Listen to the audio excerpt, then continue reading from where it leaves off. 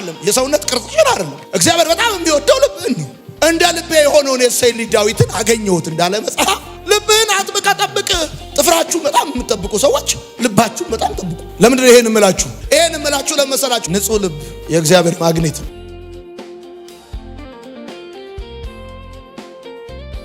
ንጹህ ልብ የእግዚአብሔር ማግኔት፣ እግዚአብሔርን አትራክት የሚያደርግ እግዚአብሔርን የሚስብ እግዚአብሔር አይኖቹን የሚጥልበት ንጹህ ልብ እና ከአመፀኛ ልብ ሰላም እንዴት ይወጣል? ህዝቡ አለ ሽፍታ ነው አለ።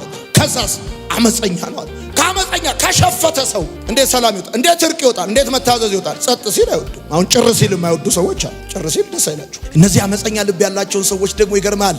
እንጥልህ እንደ ከረባት እስኪወርድ ድረስ ጮኸ ብጸልይላቸው ህይወታቸው ንቅንቃይ ደግሞ ይገርማል። እነዚህ አመፀኛ ልብ ያላቸው ሰዎች አይበጠበጡም፣ ይበጠብጣል። እነሱ አይበጠበጡም። ክብር ለጌታ። ጥሩ ነው የሚሉ እንጂ እነሱ አንተ ሰላም አተ እንቅልፍ አተ ረበቃ ጤና አተ ነገር ተናቅቱ እነሱ ቋቅ።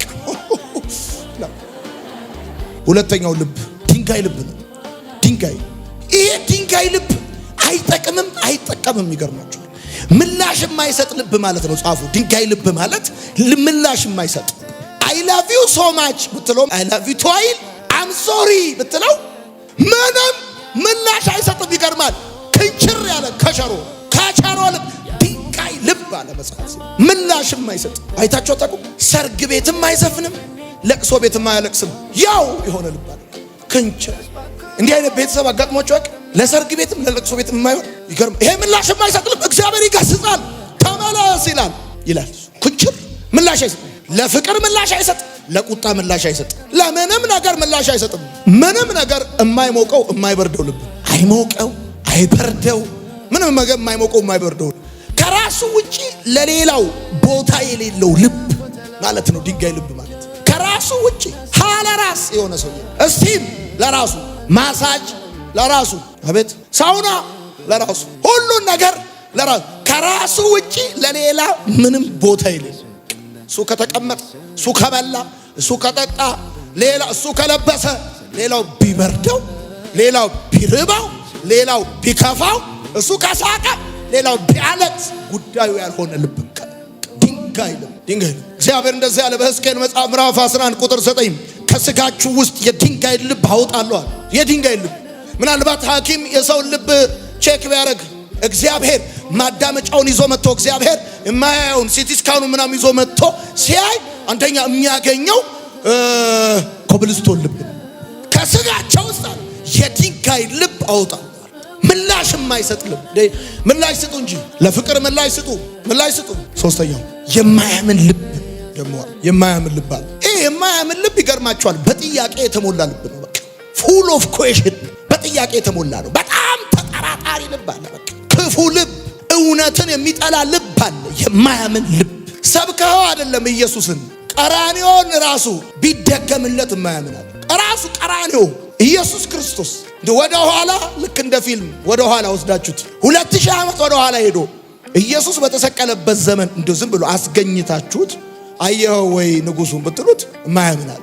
የማያምን ልብ ጥያቄ ብቻ ይሆናል። ጥያቄ አያምንም። በጥያቄ የተሞላ ልብ፣ ተጠራጣሪ ልብ፣ ክፉ ልብ፣ እውነትን የማይወድ ታውቃላችሁ። እውነትን የማይወዱ ሰዎች እንዳሉ ለምሳሌ ሰው እንዴት እውነትን አይወድም ምናምን እንዳትሉኝ። በጣም ነው ሰው እንደውም እውነትን የማይወደው።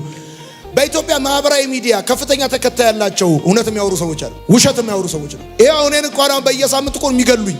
በዕብራውያን መጽሐፍ ምዕራፍ 3 ቁጥር 12 የእግዚአብሔር ቃል ሲናገር እንደዚህ ይላል፣ ክፉና የማያምን ልብ በእናንተ በአንዳችሁ እንዳይኖር ተጠንቀቁ ይላል።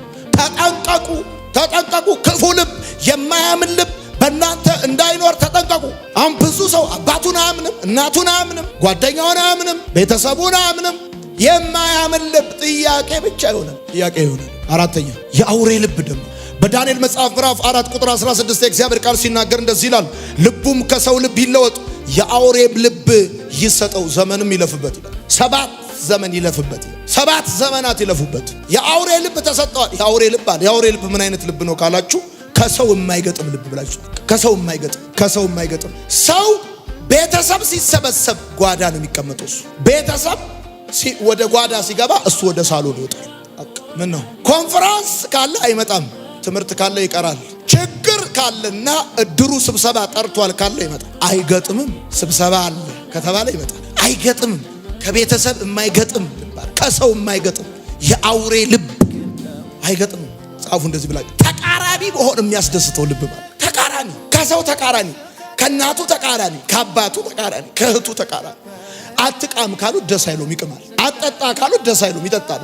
ተቃራኒ መሆን የሚያስደስት ኳይር ውስጥ ተቃራኒ መሆን የሚያስደስታቸው ሰዎች እያሉ ወጡ ምናምን ሲባል ይሄን እንደውም በፓርት ነው መዘመር ያለብን። ይሄ ፓርት ብዙም በፓርት ነው ተቃራኒ የሆነ ልብ መሆን ደስ ይላል። አምስተኛ ቂመኛ ልብ አለ። ደግሞ ቂመኛ እንዲህ አይነት ልብ አይጠቅምም። ቂመኛ ይቅር የማይል ልብ፣ ቀን የሚጠብቅ ልብ አለ። ቀን የሚጠብቅ እንደተደረገበት ሊያደርግ ለበቀል ቀን የሚጠብቅ ልብ አለ። እግዚአብሔር የሚጸየፈው ልብ ቂመኛ ልብ። መጽሐፍ ቅዱስ በማቴዎስ ወንጌል መጽሐፍ ምዕራፍ 18 ቁጥር 35 ሲናገር እንደዚህ ይላል፣ ከልቡ ይቅር ባይል ይላል። ማለት ፕሪቴንድ የሚያደርግ ይቅር የማይል ልብ አለ። ቂመኛ ልብ አለ። ቂመኛ አንተ ቆረስተዋል እኮ ጉዳዩ እሱ አይረሳም።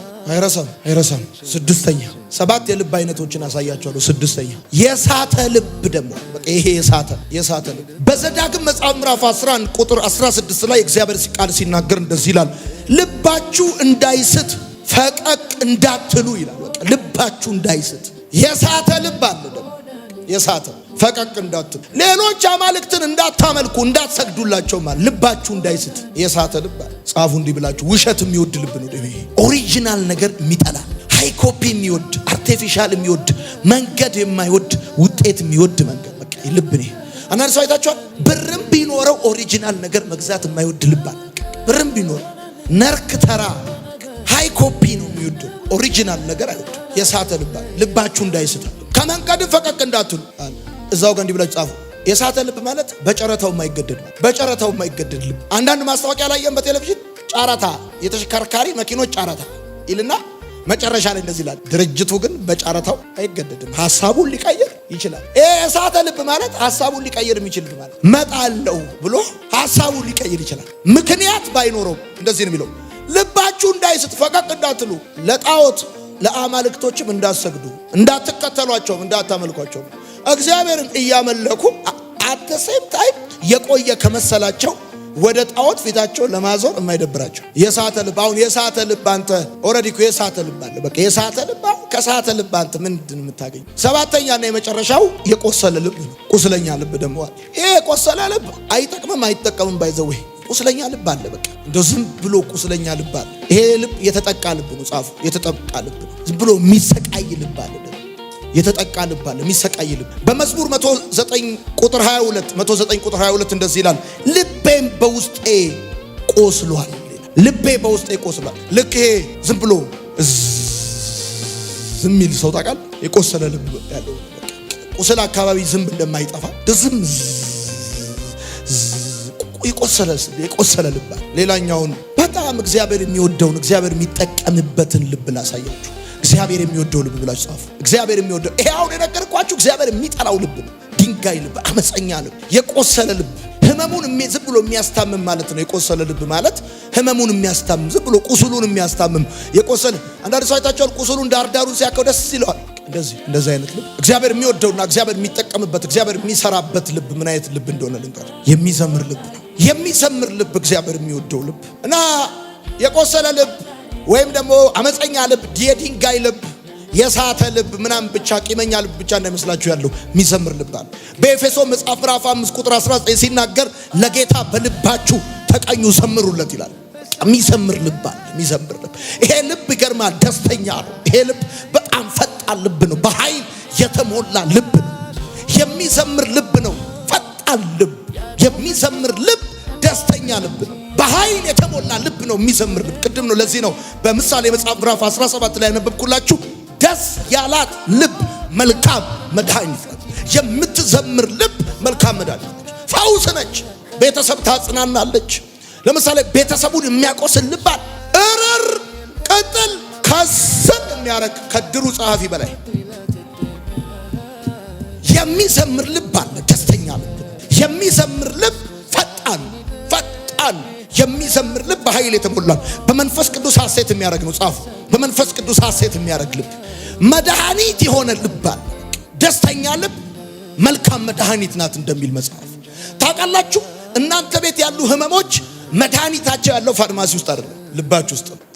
እናንተ ቤት ያለ ችግር መፍትሄው ያለው መንግስት ቢሮ አይደለም፣ እናንተ ልብ ውስጥ ነው። የቢዝነሳችሁ መፍትሄ ያለው ልባችሁ ውስጥ ነው። አለቀ። የሚዘምር ልብ ደግሞ አለ። በቃ ቢጎልበትም ይዘምራል፣ ቢከፋበትም ይዘምራል፣ ቢጨልም ይዘምራል፣ ቢነጋም ይዘምራል። በቃ እንደው ዝም ብሎ በአማረ ቅኔ ይላል። እንደዚህ አይነት ሰው ሲያንጎራጎር ራሱ ብሎ የደስታ መንፈስ ይመጣብሃል። በቃ የሚዘምር ልብ ጌታ ምስክር። ዛሬ በጌታ በኢየሱስ ክርስቶስ ስም የመጀመሪያ በዚህ እሁድ ጠዋት እንደዚህ ነው የሚሆነው። ሳታውቁት የሚዘምር ልብ ከዚህ ጊዜ ጀምሮ ይሰጣችኋል። በደንብ አርካችሁ እስቲ አሜን በሉ። የሚዘምር አይገርም? ጎሎበትም የሚዘምር አታካቻ ሳይሳካም ይዘምራል፣ በጨለማ ይዘምራል፣ እስር ቤት ይዘምራል። ጳውሎስ የሚዘምር ልብ ስላለው ነው። እባክህ አፍንጫውን ተመቶ ከንፈሩ አብጦ አይኑ መልሶ ደም በደም ሆኖ ጨርቅ አድርገው ቀጥቅጠውት እጁ ላይ ሰንሰለት አስገብተው ከግንድ ጋር ጠርቀውት ሌሊት ላይ ይዘምራል። ይሄ ሰውዬ እባክህ የሚዘምር ልብ አለው። ሁኔታን ያለፈ ልብ አለው። ይገርምሃል። ዛሬ በጌታ በኢየሱስ ስም የሚዘምር ልብ ተደረገላችሁ። እግዚአብሔር የሚሰራው በብራችሁ አይደለም በልባችሁ ነው ብያችኋለሁ። ይሄ ከሚዘምር ልብ ጋር እግዚአብሔር ስራ መስራት ይችልበታል። ማቻቻቻ እግዚአብሔር መስራት ከሚያጉረመርም ከሚያላዝን ከሚጨቃጨቅ ልብ ጋር ለእግዚአብሔር የሚሰራው ከሚዘምር ጋር ነው። መዝሙርን በሌሊት ይሰጣል። ይሄ ልብ ይገርማል። ሌሊት መዝሙር ይቀበላል፣ ይዘምራል። ድምፅ ኖሮ ስትዘምር የገቢ ምንጭ ነው። በመከራ ውስጥ መዘመር ግን ክርስትና ነው። ክርስትና በመከራ ውስጥ፣ በእሳት ውስጥ፣ በወጀብ ውስጥ፣ በተግዳሮት ውስጥ መዘመር ክርስትና ነው። አምልኮ ለሚገባው በማይቋረጥ ሁኔታ እግዚአብሔር ምስክሬ ነው። ዛሬ እግዚአብሔር እንደዚህ ያደርግላችኋል። በምንም የማይወሰድ ዝማሬ ደስታ በላያችሁ ላይ ይሆናል። የደስታን ቅባት ቀባውት፣ ከወንድሞቹ ይልቅ የደስታን ቅባት ቀባው ተብሎ እንደተጻፈ የልብ ጉዳይ የመቅደምና የመቀደም ጉዳይ ነው። የድልና የሽንፈት ጉዳይ ነው። የማግኘትና የማጣት ጉዳይ ነው። ሰው በእጁ የሚያጣው በልቡ ሲያጣ ነው። ሰው በእጁ የሚያነክሰው፣ ሰው በእጁ የሆነ ነገር የሚሆን በእግሩ የሚያነክሰው በልቡ ሲያነክስ ነው። ልብ ቤሲክ ጉዳይ ነው። እግዚአብሔር የሚሰራው በብር አይደለም፣ በልብ ነው። ቅን ሰዎች አይገርሙ? ቅን ሰዎች በጣም ቅን ሰዎች ጠላታቸውን በምቹ ስፍራ አግኝተው በሰላም የሚሸኙ ቅን ሰዎች፣ የሌላ ሰው ነገር ግድ የሚላቸው። ድሮ የሌላ ሰው ነገር ግድ ይለኝ ነበረ። አሁን የሆኑ ነገሮች አይምሮ ሲቆዩ ወደ ልብ የገቡ መሰለኝ። የሌላ ሰው ነገር ግድ አይለኝም ብለህ ማመን አለብህ። ልብ ነው ብራዘር። ልብ እግዚአብሔር ካንተ ጋር ወክ እንዲያደርግ የሚያደርገው ልብ ከልብ ጋር ወክ የሚያደርገው። ኢኮኖሚ ቢወጣ ኢኮኖሚ ቢወርድ ሰው ነው ኢኮኖሚ ሲወጣ አብሮክ የሚወጣው። ኢኮኖሚ ሲወርድ አብሮክ አይቀጥልም። እግዚአብሔር ግን ይከርማል ከልብ ጋር በልብ ማታቻታ። ዛሬ በጌታ በኢየሱስ ስም እግዚአብሔርን ስቦ የሚያመጣ እግዚአብሔርን በኃይል ማኒፌስት የሚያደርግ የሚገልጥ ልብ እግዚአብሔር ያድርግላችሁ። ባካችሁ አሜን በሉ በደንብ። ሌላውን ነገር ተወው፣ ብሩ ተወው። አንተ ሰለሞን እንደዚያ ምን እንዳደረግልህ ትፈልጋለህ? ህዝቡ ብዙ ነው፣ ያለኝ ኃላፊነት ብዙ ነው አለና እንደዚያ አለ። ጥበብ ስጠኝ አለ። እንደ ባህር ዳር አሸዋ ያለ የልብ ስፋት ሰጠዋል። በቃ አንድ ሰው የልብ ስፋት ካገኘ ይገርማል። ሰው ከቢዝነሱ በላይ መስፋት ያለበት ልቡ ነው። ከስራው በላይ መስፋት ያለበት ልቡ ነው። ከአገልግሎትክ በላይ መስፋት ያለበት ልብ ነው። ልብ ሳይሰፋ ቢዝነስ ቢሰፋ ትጠፋለህ። ልብ ሳይሰፋ ስራ ቢሰፋ ትጠፋለህ። አገልግሎት ቢሰፋ ትጠፋለህ። አሁን ቤታችን የጠበበን ልባችን ስለጠበበ እንጂ ቤታችን ስለማይበቃ ነው። የምንጣላው ቤታችን ጠባብ ስለሆነ አይደለም፣ ልባችን ስለጠበበ ነው። የማይበቃን አሁን ኢትዮጵያ እንኳን አይደለም እኮ ለመቶ ምናምን ሚሊዮን ሰው ከዚህም 3 እጥፍ ቢጨመር እኮ ኢትዮጵያ ይበቃል እኮ። እና ሀገሪቷ እኮ ጠባብ ለምንጣለው ልባችን የጠበበው እናንተ ጎበዝ በጣም ከዚህ በፊት እኮ እኛ ይገርማችኋል እንኳን እንታረቅ ብለን ቀርቶ ራሳችንን እኮ ሳንጠየቅ እንታረቅ ብለን ምን ሄደው አሁን ለእርቅ እምቢ ባይ፣ ለሰላም እምቢ ባይ፣ አመፅ ቀስቃሽ፣ ቂመኛ፣ ቀን ጠባቂ ጠላቱን አይደለም ወዳጆቻችንን በክፉ ቦታ አግኝተን በሰላም የማንሸኝ፣ በሰላም ቦታ አግኝተን በክፋት የምንሸኝ አይነት እልከኛ ልብ እኔ ባጭር አማርኛ እንዳትቀየሙኝ፣ በጣም ዕውቀት ያላቸው ሰዎች እዚህ ምድር ላይ ያሉ ሰክሰስፉል የሆኑት ግን እግዚአብሔር በልባቸው የነገደባቸው ሰዎች ብቻ ናቸው። እግዚአብሔር የሚመነዝረው ጭንቅላትን አይደለም፣ የሚዘረዝረው እግዚአብሔር የሚጠቀመው ልብህን እንጂ ጭንቅላትን አይደለም። ይሄን ጭንቅላትንማ ማንም አንብቦ ያመጣው። የሚዘምር ልብ አለ፣ ለጌታ ተቀኙለታል። እንደ የሚዘምር ልብ ላይ እየተገፋ የሚዘምር ልብ እየተገፋ ፊት እየነሱ እንደሆነ እኮ ታውቃለህ እኮ እያነሱ ፊት እየነሱ እንደሆነ እያወቅ አንተ ግን ይቀርባል። በቃ እየዘመርክ እያቀፍክ እንደሞ እግዚአብሔር እንደዚህ አይነት ሰው ደግሞ እንዲህ አይነት ልብ ያለውን ሰው ደግሞ ፕሮሞት ያደርገዋል። እግዚአብሔር ፕሮሞት ያደርገው። አይቆምም፣ አንድ ቦታ አይቀርም። ያስቀጥለዋል እግዚአብሔር፣ ያስኬደዋል እግዚአብሔር፣ ከፍ ያደርገዋል እግዚአብሔር። ምስኪኑን ካፈር ከትቢያ የሚያነሳ እስቲ በደንብ አድርጋችሁ አሜን ባሉ። በልብህ ሌላ ማንም እንደሌለ እርግጠኛ ሁን። በልብህ ቂም እንደሌለ እርግጠኛ ሁን። በልብህ ክፋት እንደሌለ እርግጠኛ ሁን። በልብህ አመፃ እንደሌለ እርግጠኛ ሁን። ይሁን ከጸሎት በፊት ከመዝሙር በፊት በልብህ ይሄ በጣም ቤዚክ ጉዳይ ነው። እርግጠኛ ሁን ማንም እንደሌለ። ምክንያቱም እግዚአብሔር ካንተ ጋር የሚኖረው ሊኖር የሚችለው ካንተ ጋር ከኖረ የሚኖረው በልብ ውስጥ ነው እንጂ ኪስ ውስጥ አይደለም። ደግሞ ይገርማል፣ የሚዘምር ልብ ደስተኛ ነው። ደስተኛ ልብ ደግሞ መልካም መድኃኒት ነው። አንዳንድ ሰው ስታገኙት አወይ ሐዘናችሁን ረስታችሁ ቁስላችሁ ተፈውሶ ስብራታችሁ ተጠግኖ ደስ ደስ ይለኛ እግዚአብሔርን ስጠራ ምናምን ብላችሁ ከአንዳንድ ሰው ጋር ውላችሁ ትሄዳላችሁ። አንዳንድ መዋል ላይ ይገርማችኋል፣ አጨልሞባችሁ ቀናችሁን ነጥቋችሁ ተስፋችሁን አበላሽቶ ነገራችሁን ሁሉ ድብልቅልቅ አድርጎት ዋል። የሚዘምር ልብ ነው ብራዘር፣ መልካም መድኃኒት የሆነ ልብ ደግሞ አለ። ሁለተኛ እግዚአብሔር የሚወደው ልብ፣ እግዚአብሔር የሚፈልገው ልብ። ልብህን ጠብቅ። እግዚአብሔር የሚፈልገው ልብ አለ። ይሄንን የሚዘምር ልብ ነው አመፀኛ ሊያረግ ሰይጣን የሚፈልገው። ስለዚህ ሁለተኛው እግዚአብሔር የሚፈልገው ልብ ምን አይነት ልብ መሰለ? ሰፊ ልብ። እግዚአብሔር ለሰለሞን የሰጠው እንደ ባህር ዳር ያለ የልብ ስፋት ሰጠው እንደሚል እግዚአብሔር ሰፊ ልብ ይወዳል። በጣም ነው ሰፊ ልብ የሚወደው እግዚአብሔር። ሰፊ አገልግሎት አይደለም የሚወደው እግዚአብሔር አምላክ። ይገርማል፣ ሰፊ ቢዝነስ አይደለም የሚወደው፣ ሰፊ ምናምን ታዋቂ ምናምን አይደለም የሚወደው እግዚአብሔር። ሰፊ ልብ ያላቸውን ሰዎች ይወዳል። በእነሱ ይሰራል፣ በእነሱ ይገለጣል፣ እነሱን ደግሞ ይገልጣቸዋል፣ ፕሮሞት ያደርጋቸዋል እግዚአብሔር። ሰፊ ልብ ያላቸው እነዚህ ሰፊ ልብ ያላቸው ሰዎች ምን አይነት ሰዎች መሰሉ? ተግባቢ ናቸው። ጻፉ፣ ተግባቢ ናቸው። ተግባቢ ናቸው። በቃ ገና ከሩቅ ስታያቸው ራሱ በቃ ፈንዲሻ ናቸው። በቃ ያሉ ናቸው። ተግባቢ የሆኑ ልብ። ተግባቢ ሰፊ ልብ ምን አይነት ልብ መሰለ? መበደልን የሚሸከም ልብ ነው። ጻፉ፣ መበደልን የሚሸከም ልብ። አንዳንድ ሰው መበደልን እንጂ መበደልን የማይሸከም ሰው አለ። ሰፊ ልብ ያላቸው ሰዎች መበደልን ይሸከማሉ። በድሎኛል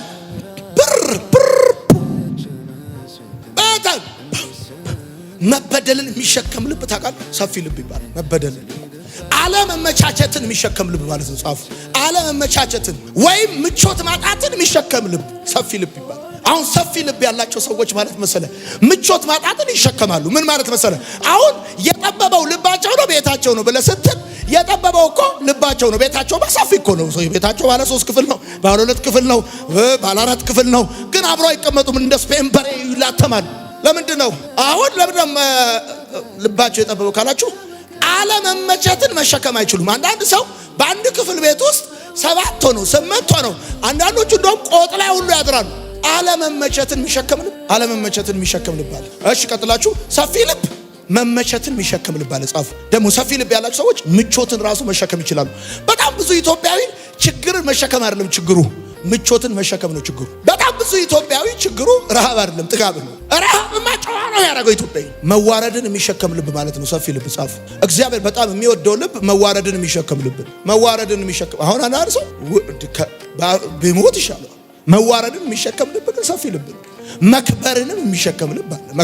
መክበርን የሚሸከም ልብ። ጳውሎስ እንደዚህ ያለ በሁለተኛ ቆሮንቶስ መጽሐፍ ምዕራፍ 6 ቁጥር 11 ለቆሮንቶስ ሰዎች ሲጽፍ ጻፉ ይሄን ቃል። ሁለተኛ ቆሮንቶስ መጽሐፍ ምዕራፍ 6 ቁጥር 11 እንደዚህ ያለ፣ እናንተ የቆሮንቶስ ሰዎች ሆይ አፋችን ለእናንተ ተከፍቷል፣ ልባችንም ለእናንተ ሰፍቷል። ሰፊ ልብ የሚባል እግዚአብሔር የሚወደው ልብ፣ በአገልግሎት ቢሲ የሚሆን ልብ፣ በአገልግሎት ፍሬያማ የሚሆን ልብ፣ ደስተኛ የሚሆን ውጤታማ የሚሆን ሰፊ በሐዋርያት ሥራ መጽሐፍ ምዕራፍ 16 ቁጥር 14 ላይ የእግዚአብሔር ቃል ሲናገር ጳውሎስ ሲናገር የነበረውን ቃል ታደምጥ ዘንድ እግዚአብሔር ልቧን ከፈተላት እንደሚል እግዚአብሔር የሊዲያ ልብ እንደከፈተ ሐር ሻጭ ነጋዴ ነች። እግዚአብሔር ልቧን ከፈተዋል። የተከፈተ ልብ ያላቸው ሰዎች አሉ። አሁን ለምሳሌ ዓርብ ዕለት ዮሐንስ ራእይ ለማገልገል ስመጣ በቃ የተከፈተ ልብ ያላቸዋል። ገና ቃል መናገር ስትጀምር ተናገር የሚሉ ሰዎች አሉ። ጌታ ሆይ ደግሞ አሉ ሌላ ባድማ ነው ያለው በለኝ፣ ውጊያ ላይ ነህ ግንባር ላይ ነህ በለኝ የሚያስብሉ ደግሞ ሰዎች አሉ። ልባቸው ክንጭል ያለ የተዘጋ ልብ ያላቸው የተከፈተ ልብ ይኑራቸው። በቃ እግዚአብሔር በጌታ በኢየሱስ ስም ቃሉን ማስተዋል የምትችሉበት እግዚአብሔርን ማዳመጥ የምትችሉበት የተከፈተ ልብ ይስጣችሁ። ተከፈተ ልቧ ከፍት ያለ አይኗ ራሱ ይገርማል። ከጳውሎስ ላይ አታነሳመች ሴት የመጨረሻው አራተኛው እግዚአብሔር የሚወደው ልብ የሚተባበር ልብ ሐዋርያት ሥራ መጽሐፍ ምዕራፍ 4 ቁጥር 32 ሲናገር ያመኑትም ሕዝብ አንድ ልብ እንዲሁም ነፍስ ነበራቸው። አንድ ልብ ነበራቸው የሚተባበር ልብ። ጴጥሮስ ሲቆም 11ዱ አብረውት ቆሙ። አብረው ከሱ ጋር ቆሙ። የሚተባበር ልብ በዚህ ዘመን የበዛው የልብ አይነት የሚተጋገዝ ሳይሆን የሚተላለፍ የሚተባበር ልብ አለ። ከወንድሞች ጋር ይተባበር አብረው የሚቆም ልብ። ያመኑት ሁሉ አንድ ልብና አንድ ነፍስ ነበራቸው። በአንድነት ይቆማል፣ ይተባበራል። ሰርግ ካለ ይተባበራል። ሰርግ ለቅሶ ላይ ነው ብዙ ኢትዮጵያዊ የሚተባበረው። አላያችሁ? ለቅሶ ላይ ማመን አቅቶኛል። ምንድነው የምሰማው? RIP በህይወት በሰላም ኑር ያላሉ ሰዎች ካናቸው በሰላም ረፍ ይሏል። ደግሞ እኮ ሟቾቹ ቢያውቁ እኮ ጥሩ ነው። አያውቁም። ፖስቱን አያነቡ። ለእኛ ነው ምንድነው የምሰማው? ጆሽ ይላል። ምንድነው የምሰማው? ማመን አቅቶኛል። ኖ ልቤት ሰበረ። ለማጣላት ይተባበራሉ። ለማጣላት እግዚአብሔር የሚሰራው በልባችሁ